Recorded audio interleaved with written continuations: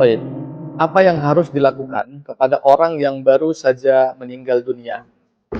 Bismillahirrahmanirrahim. Assalamualaikum warahmatullahi wabarakatuh. Nah, ada hal yang harus kita lakukan terhadap si jenazah sebelum melaksanakan fardu kifayahnya secara sempurna.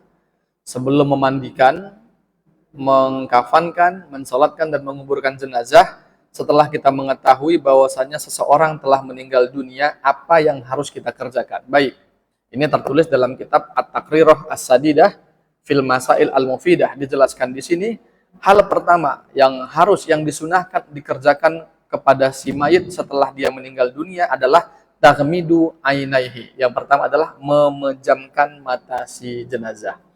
Karena ketika orang meninggal dunia itu matanya akan naik ke atas.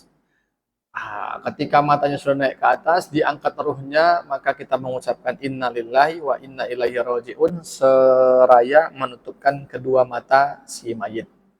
Yang kedua, setelah kita tutup matanya, kita menutup mulutnya apabila terbuka. Jadi kalau misalnya mulut jenazah terbuka, maka kita tutup mulutnya. Kalau nggak bisa ditutup secara langsung, maka diikat.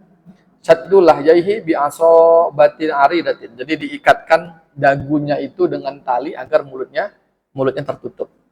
Yang ketiga, disunahkan untuk melemaskan persendiannya. Melemaskan persendian si jenazah. Ya, yang saya dengar ketika orang yang meninggal dunia itu, maka seperti orang yang sakit itu ditarik ruhnya, maka dia akan menahan sakitnya.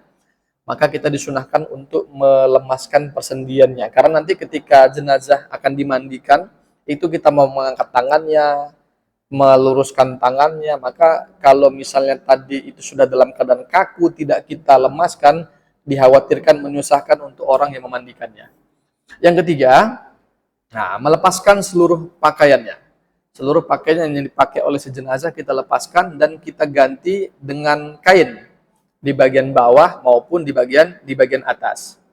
Kemudian meletakkan si jenazah di atas ranjang atau di atas tempat tidur. Maksudnya jenazah jangan langsung diletakkan menempel di atas lantai. Apalagi kalau jenazah ini mau dimalamkan, meninggalnya sore, mau dilakukan fardu kifayahnya besok pagi atau besok siang misalnya. Maka pastikan jenazah ini jaraknya jauh dari lantai.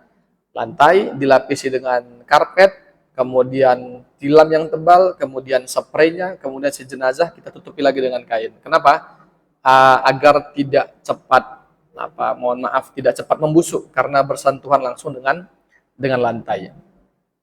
Kemudian menghadapkan ke arah kiblat, Kalau orang yang tadi muhtador kan orang yang sakit itu bisa dimiringkan badannya, tapi kalau orang yang sudah meninggal tak bisa dimiringkan badannya. Maka cukup kakinya saja yang menghadap kiblat, telapak kakinya yang menghadap ke arah kiblat. Itu pun kalau ruangan di rumah tersebut, di rumah duka memungkinkan. Kalau tidak ya nggak masalah. Selanjutnya, setelah kita arahkan kiblat, kita meletakkan sesuatu di atas perut jenazah.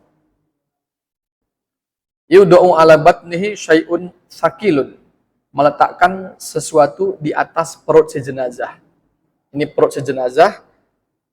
Di atasnya kita letakkan apakah buku Yasin atau buku yang lainnya atau ada sesuatu lah. Tapi tidak terlalu berat. Kenapa? Agar perut si jenazah tidak gembung.